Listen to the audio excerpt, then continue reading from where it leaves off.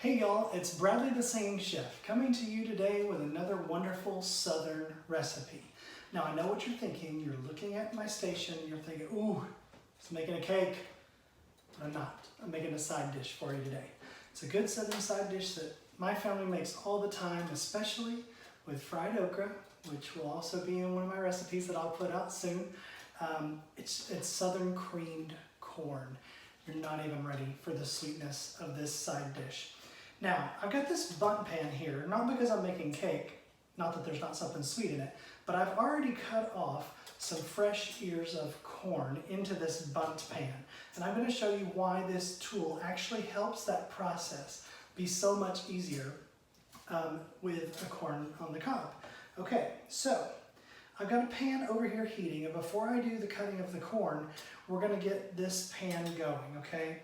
I've got about 2.5 tablespoons of salted butter that I'm going to put in the pan and let that start melting while I show you what I'm going to do with the corn. Okay, so I've shucked this fresh ear of corn this morning, and what I do with the bundt pan to help cut the corn off the cob, this is my kitchen hack, I take the point end of the corn and I put it in the center hole of the bundt pan, and then I have an easy, steady thing to hold on to as I cut down with my knife straight down to the bottom, and all of the corn falls into the sides of your bundt pan.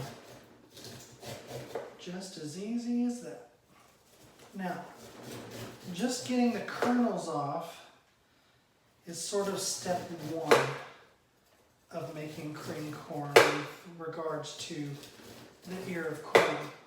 Now, I don't know what the proper term for this is. I just know what my family called it when we shucked ears and ears and ears and ears of corn from my grandparents' garden.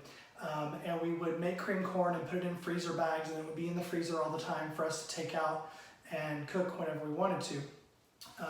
They go ahead and cook them down all the way and then put them in those freezer bags. And then all you had to do was take the freezer bag out, put it in some boiling water, heat it through, you were good to go. Anyway, I digress because I got excited. So what my family called this was the milk of the corn cob, because there's some starchy liquid still inside this cob, inside there where the kernels came off of, that we're going to get off. So you're going to take your knife, and rather than use the blade end, use the back end of your knife, the blunt end. And you're just going to scrape down each of your corn cobs. Again, all of that goodness is going to drip into this bundt pan. Go all the way around. Make sure you get all of that out. And, you know, if you didn't cut deep enough into your corn kernels, that's going to get the remainder of it out. Then you've got a little bit of corn still. Oh, you can maybe see this. So, I'll show you. That's some of the starchy liquid that came off of the cob when I scraped it.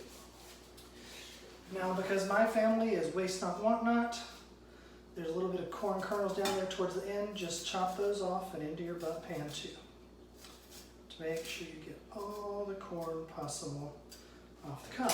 All right, my butter over here is definitely melted. Turn that eye down a little bit. Now, here's what I'm going to do next. I'm going to take about 2 tablespoons of white sugar, put that in with the butter, and I'm going to take about, I usually have all this, so I'm going to pretend to measure. Here's 1/3 of a cup, 2/3 a cup of cream into the pan. Dash of pepper, dash of salt, then I'm gonna take a teaspoon or so, two, those are half teaspoons, so that's a total of one, of cornstarch.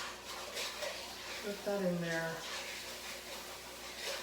with the butter and the cream. Kind of making a roux, but not really. It's going to be a little bit looser than a roux. It's going to help thicken the cream corn once we get it going.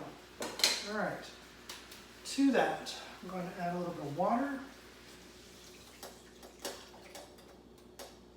I just have this large measuring cup of water because, again, it's something that I just kind of eyeball. And that water, just like you would boil corn on the cob, you need some of that liquid to help you cook all of this corn through. Now, I had about, I think, 5 or 6 ears of corn in here. So in that goes into the pan, and all of the corn kernels and the milk from the cob are all in there. Make sure I get as many of these kernels in as I can from the bun pan.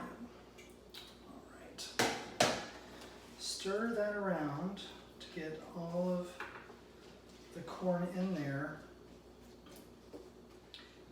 Now you're going to want to get this to come up to a boil. So make sure all the kernels are coated in the cream. The butter, a little bit of cornstarch will help us in the end. You definitely want to get it to a boil, and then you're going to let this simmer till all of the corn is cooked completely through. That's probably going to take about 20 minutes or so. So I'm going to let this continue to cook, and when it's nice and ready, I will check it for seasoning, and then we will be good to go with some Southern cream corn. See you in a bit. Okay, we're back, guys, and the moment of truth is here. So I don't know if you can see this or not, but all of that liquid has been soaked up into the corn. There's a little bit of cream still in there. Gotta show this to you. Oh my goodness. Look at that. Now, I like for my cream corn to still have a little bit of kernel bite into it. It's cooked all the way through, but what I don't like with cream corn is when it's just basically soup or corn chowder. So I've tasted this, and it really doesn't need much more than a little pinch of salt. This corn is so sweet. The sugar that I added, I'm not even sure that as much of it was necessary as I put in. And I like some black pepper in my cream corn. Stir that in.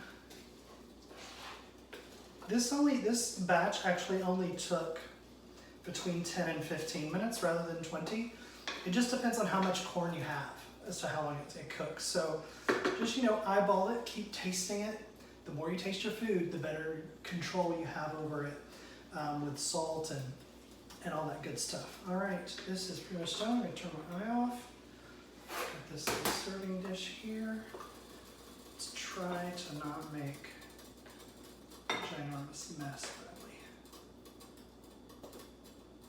Ooh, stay in there now. Oh my gosh. It smells like cake. Like I used the bun pan for cake. It smells so sweet and buttery. Oh my goodness gracious. I'm gonna taste this again to make sure that salt and pepper I put in there was okay.